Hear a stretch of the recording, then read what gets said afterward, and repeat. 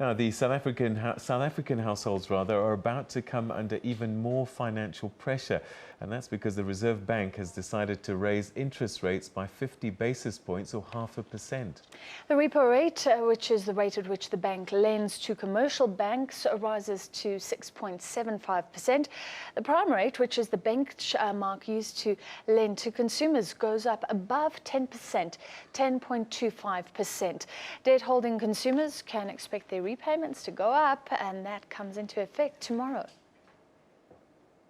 It wasn't a question of might the Reserve Bank raise rates this time round, but more a question of the extent to which it would.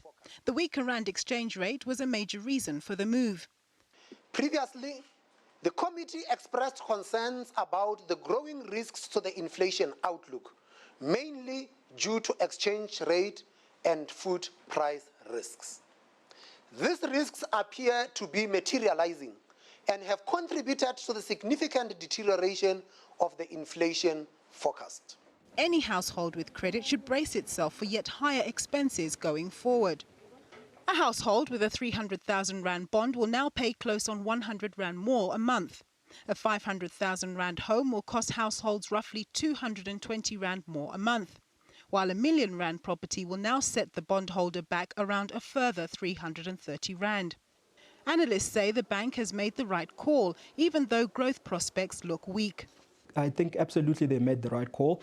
We have a situation where we are a small open economy with a large current account deficit. In other words, living beyond our means in an environment where the funding of that deficit is becoming more difficult and more expensive because of rising rates in the US. So what must happen in South Africa is that over the next year or two, we need to converge or readjust to a lower income reality.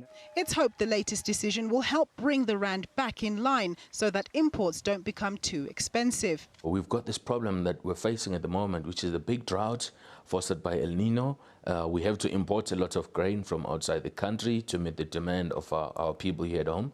And I think importing will result, we actually have to import by more than 40 to 50% of what we used to produce here at home. And you're importing at a rand that is very weak. And I think that the stance taken today, in my view, was the right stance. It allows us more room to breathe through the rest of the year, even if we do still expect some more interest rates to happen in this year. Of higher inflation driven by food and the weaker rand, as well as higher interest rates to curb it, South African consumers can expect a tough year ahead. Nompumelelo Siziba, SABC News, Johannesburg.